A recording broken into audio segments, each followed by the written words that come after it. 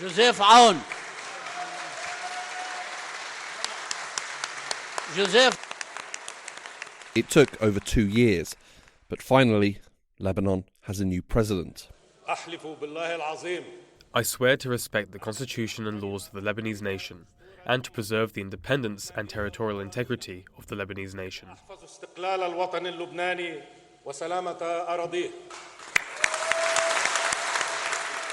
On January 9th, in front of a gathering of MPs, Joseph Aoun took the oath of office. He declared a new phase of Lebanon's history, adding, I vow to work for a country that invests in its army to control the borders and contribute to their consolidation in the south and their demarcation in the east, north and sea. I vow to prevent smuggling, fight terrorism, preserve the unity of Lebanese territory, implement international resolutions, respect the truce agreement, and prevent Israeli attacks on Lebanese territory. An army with a doctrine. In the same speech, he also mentioned the Lebanese armed group Hezbollah, without mentioning the Lebanese armed group Hezbollah. My pledge is to exercise my role as Commander-in-Chief of the Armed Forces and Chairman of the Supreme Defense Council, through which I will work to affirm the state's right to monopolize the bearing of arms. This week, who is Joseph Aoun? What will be his priorities, and what are the challenges he will have to face? And following their war with Israel, where does Hezbollah stand in this new phase of Lebanon's history? My name is Hugo Goodridge, and you're listening to The New Arab Voice.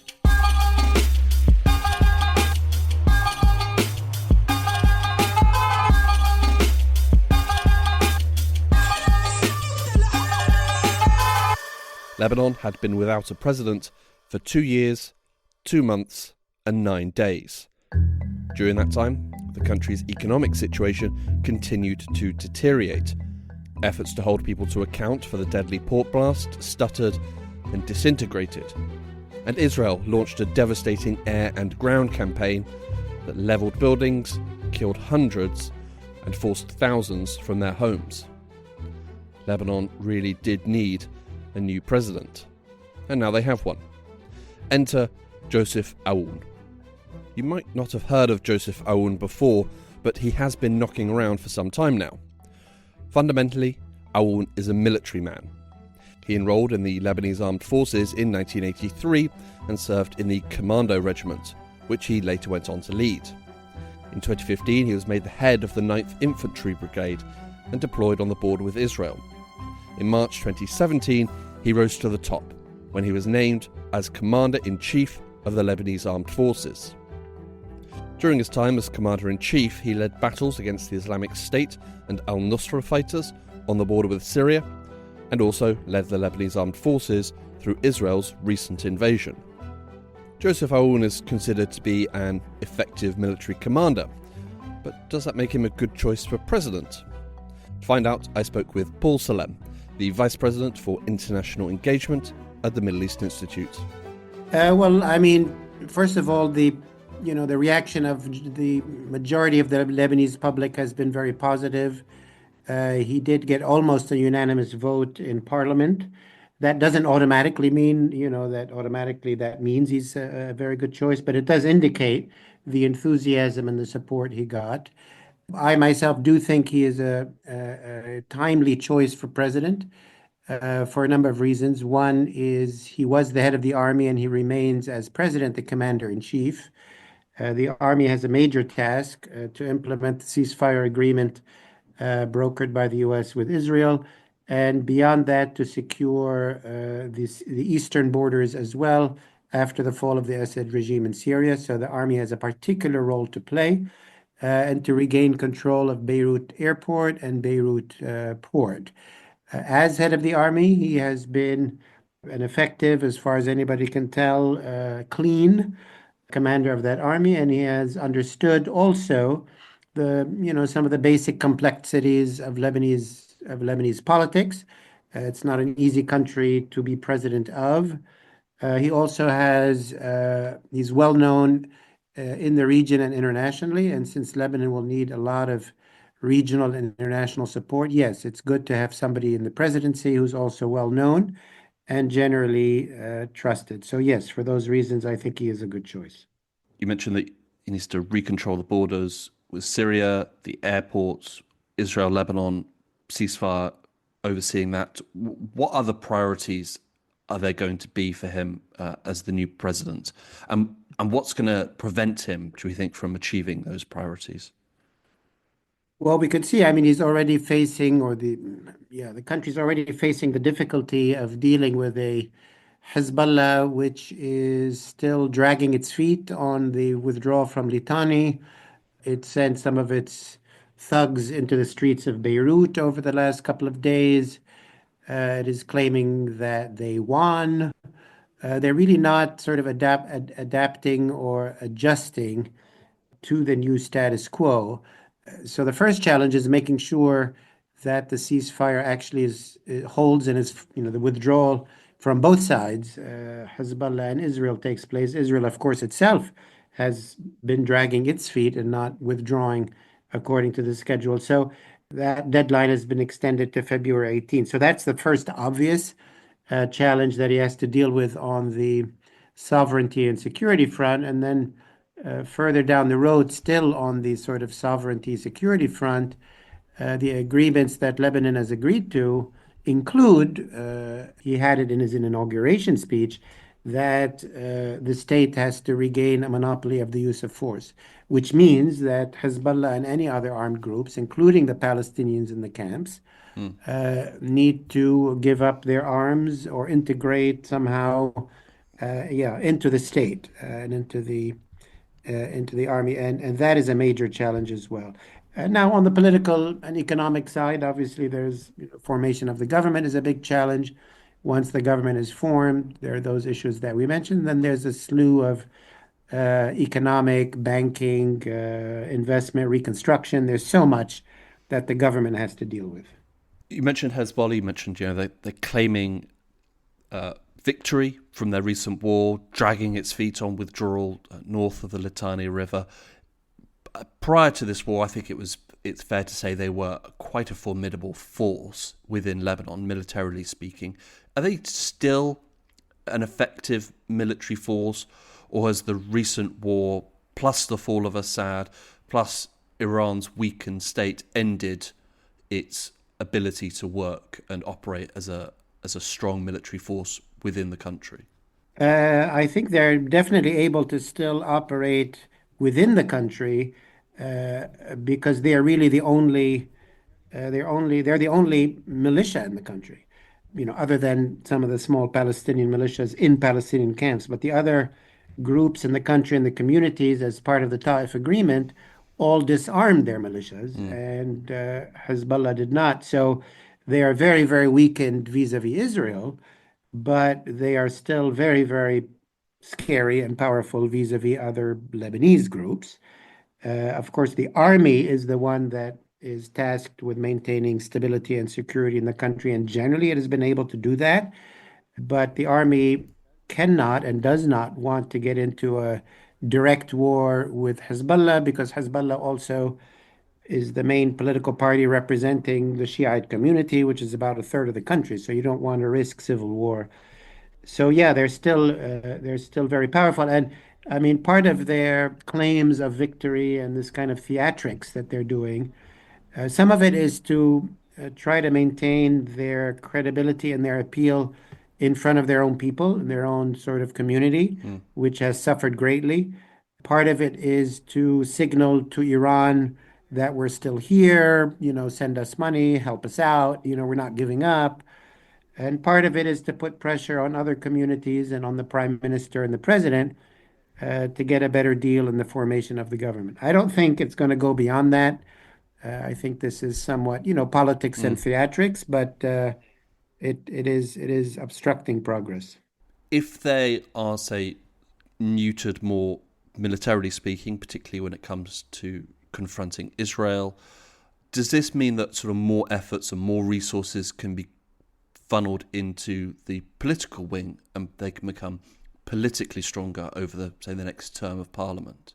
I mean, the main problem they're facing in terms of being politically, well, not politically more powerful. They are politically extremely powerful, but right now they're in a very difficult position vis-a-vis their people. And it's pretty clear they're worried about upcoming local elections, about upcoming parliamentary elections. And what they need most is money to funnel back into the country to reconstruct the destroyed villages and neighborhoods of their communities largely, which is south, the southern suburbs, and the Bekaa.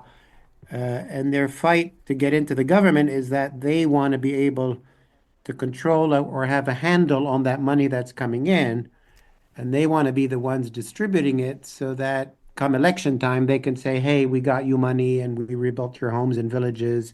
So they want to rebuild their client network, if you will. The problem is if they remain in this confrontational, obstructive, armed status that they're currently insisting to keep, the money is not going to come to them or to anybody else, and they're not going to be able to reconstruct those towns and villages, and they're going to have a real problem with their people. So that's the Or conundrum do you they're think they in. will get the money? Do you think they'll be able to put that client network aside and help those people?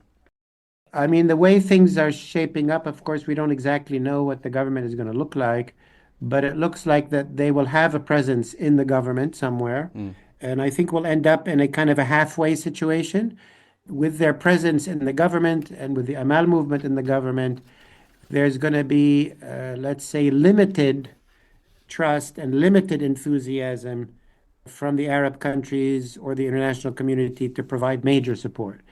I think we could then see a certain level of support. Exactly what that is, I don't think it's going to be enormous. So I think they will have a problem Mm. because it's not going to be enough money and it's not going to come in at the levels they need it. But at the same time, I mean, the only way for them to get around that is for them not to be in the government.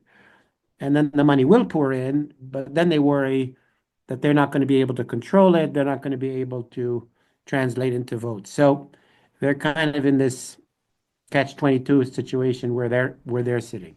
Mm. It's always useful for a president and a prime minister and a government as a whole to be supported by the people that they govern over. The Lebanese citizens, they've had a particularly rough time there over the past few years, even before the war, going all the way back a number of years now, with the economic struggles and the port blast and many other issues. Does this new government of Aoun and the new Prime Minister Salam, do they have the support of the Lebanese people, or maybe the Lebanese people just happy for something, having waited for so long? At this point, any sort of government will be good government. No, it's not. Yeah, it's not any government. The people were very excited about the election of Aoun and his inauguration speech. Very, very powerful and popular. A majority of the people were very excited about the nomination of the international judge, Nawaf Salam. And now there are these uncertainties about what is going to be the shape of the new government. And so it can run the range from a very impressive government with excellent people in it, new faces, a strong team, to which then the public will react very, very enthusiastically, and hopefully the international community as well. Or a government which is apportioned between all the traditional parties and, different quotas for different parties, which the public will not be very enthusiastic about. And the same applies to the international community, that they're waiting to see. They were happy with the president, happy with the prime minister. The third test is what's the government going to look like? And we don't have enough clarity on that now. What's your feeling about which way the makeup of the government will go? My feeling is that it will be somewhere in between. Is that it will have to accede to some of the realities in the country and the parties. Those parties are the ones that are in parliament and will control the vote of confidence. And it is a constitutional system. So definitely there's going to be a share representation. And I also think there will be some appointments in the government, some ministries which will not follow that rule and will be maybe choices of the prime minister himself or the prime minister and the president, ministers who are not part or beholden to a party. And those, so I think it'll be kind of a hybrid.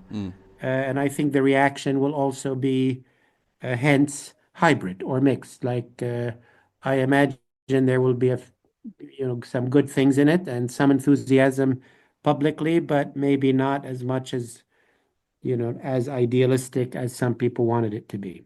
Lebanon, as we mentioned, economically speaking, very weak at the moment. Reconstruction, they need a lot of help. One place that help could come from is from the international community. If that help from the international community does come, what are the most likely candidates from the international community to provide that help? And then following on, what are those countries going to want in return for that help? Yeah, I mean there's two baskets, as it were. There is the reconstruction of the South, which is a particular, that's just, reconstruction money and aid, and, that's not investment. That is, countries offering money to rebuild towns and villages. That is going to be a tough sell because of the politics that goes along with it. That most of them, the most of the money that's available, of course, is in the Gulf. That just happens to be where most money is. Iran doesn't have much money. The US and the West and the Arab countries are not, and Israel is not going to be, they will try to block Iran if it had money to play any major role, and they don't want Iran to get back to Lebanon. So that's an obstacle in itself. And the Arab countries will not be enthusiastic about providing massive reconstruction aid if Hezbollah is insisting on continuing the role it played before. So there's a challenge there that, is going to be very hard to overcome. And, reconstruction aid is not going to come in any major way from the US or Europe or, the international community or China. It would have to come from the Arab countries and maybe a few others. And that's going to be a hard challenge. For the rest of the economy, what is really needed is not aid. It is basically quick reforms. There's a huge issue on rebuilding, reforming the banking system, which includes how do you deal with depositors' losses and that huge sort of thing that has to be dealt with. And then mergers and, refloating of the banking system. The country needs electricity and a functioning or better functioning Wi-Fi system or telecommunications.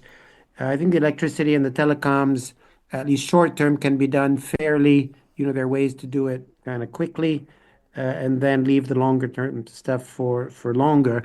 The banking challenge is a much more difficult and it's very political.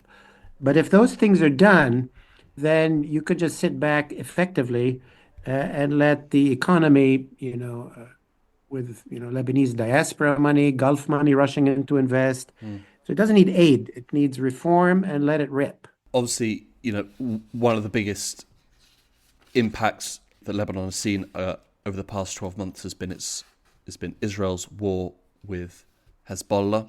It wrought massive amounts of destruction on the capital and the southern parts of the country, also in the east, Baalbek. There's a ceasefire deal now, which involves withdrawals and whatnot. Can Aoun bring stability to the Israel-Lebanon border? And that's going to involve, I would imagine, Hezbollah's agreement, or certainly them not getting in the way. Can he bring that stability, and will they allow him to bring that stability? Well, I mean, obviously, it's not. The question is about him, but obviously, it's a complex process. It will require, on the one side, Hezbollah agreeing to implement fully, which we're not sure they're yet convinced of. Maybe you can say part of this is jockeying for position before the formation of a government. Maybe once the government is formed and they're satisfied about their position in the government, maybe then they will change course or, implement more quickly and more efficiently. And then there's a completely separate question about Israel, which President Aoun can do very little about. Are they really committed and are they going to really implement a full withdrawal? They said they were in the last days of the Biden administration. We'll have to see how their relations with the incoming Trump administration are. I know that for the incoming government in Lebanon, once it's formed, a big task there is to coordinate with the Americans to make sure that the Israelis do live up to their commitments on the Israeli side. And then, President Aoun and the government making sure Hezbollah lives up to its commitments on the Lebanese side, and then the army can really move in. So it's not a done deal, but I do think it is possible that this could be achieved. If it is achieved, then we must immediately move on to negotiations to settle the land border between Lebanon and Israel and any remaining points of disagreement, the small ones, but important ones.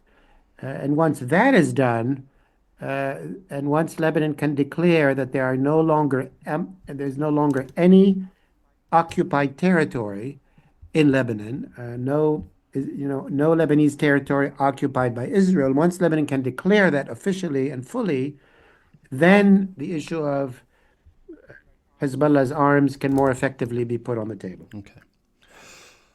Aoun's got some pretty ambitious goals for Lebanon. He laid them out in his speech when he was declared president. The constitution in Lebanon does not grant him total authority over everything.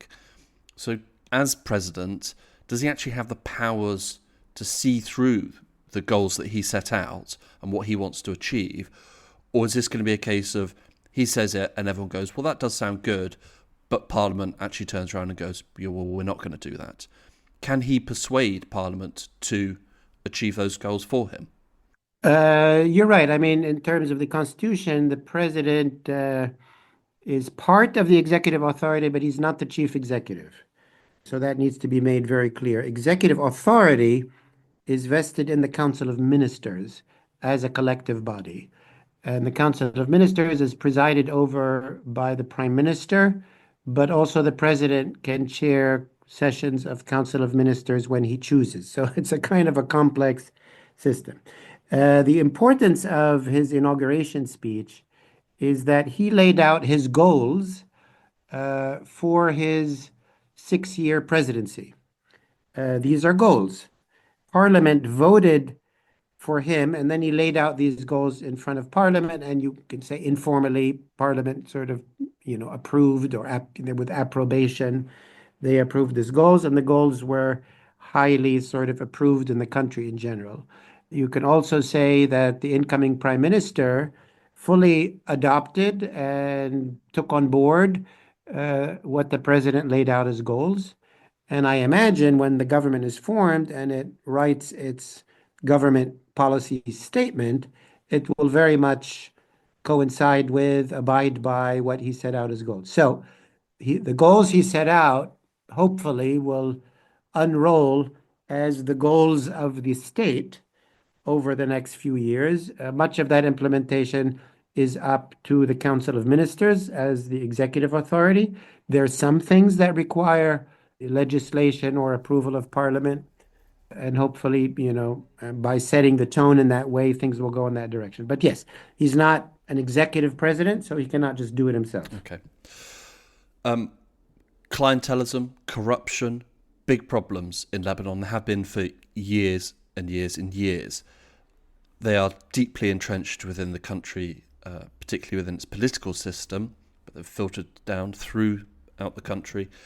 Can Aoun do anything about these? Or are they too sort of embedded, despite, what he said when he was inaugurated? Is he actually, do we have hope that he's actually going to try and do something about it? And obviously there's a lot of people who benefit from those systems. So, what might they do to stop those changes to these corrupt systems? Corruption and clientelism, they exist on a wide let's call it a spectrum, and there's all kinds of that kind of, there's all kinds of corruption, all kinds of clientelism. It's a systemic and very complicated and ingrained set of problems. I think, and it's not unique to Lebanon. There's many countries. I dare say the U.S. is moving into that territory very boldly, but certainly a lot of developing countries. And the challenge of reducing corruption and fighting corruption has to be a key part, really, of the prime minister and the government's tasks, with support from the president, sure, and support from parliament. And it requires, legislation. It requires building new institutions of the state, new procedures. Digitization of government procedures often helps. Establishing ombudsman, bringing more transparency to government operations in general. So it's kind of a whole of government. It's a very, necessary, very multi-dimensioned effort that needs to be done, and it needs to be a key pillar or a key goal for the incoming government. It will find support from the president, but it's not something the president can do. But yeah, it's something the government has to work on seriously, and one must be realistic. One is not going to eliminate corruption anytime soon, but reducing it substantially, reducing where it happens, particularly reducing big corruption, multi-million-dollar deals and so on. That's different than, a local poor official whose, salary is, $90 a month, who maybe takes a $5 bribe to, corruption. There are different sizes of it. There's $100 million contracts, and there's the poor, local official who's taking a $5 bribe on the side. They're all important, but some are more important than others. Paul, thank you very much.